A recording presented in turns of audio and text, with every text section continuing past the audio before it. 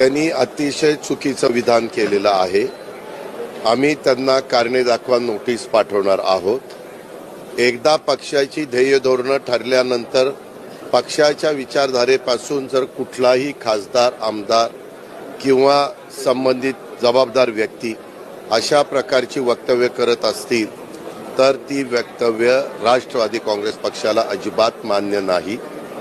ही भूमिका आमची कालही होती, आजही आहे, उद्याही राहील। शाहू फुले आंबेडकरांच्या विचारधारेने आम्ही पुढे चाललोय।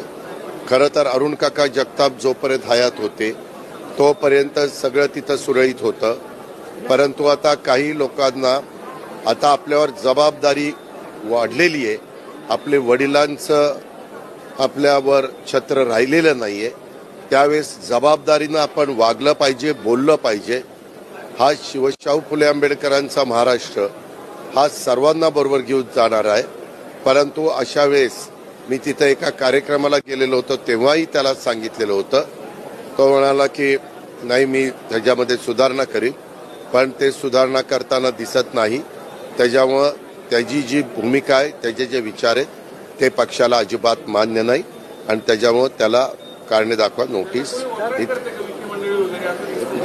मला काही मी मन कावडा नाहीये, त्याला तू करतो का आणखीन कोणी करतो ते मला माहिती नाही।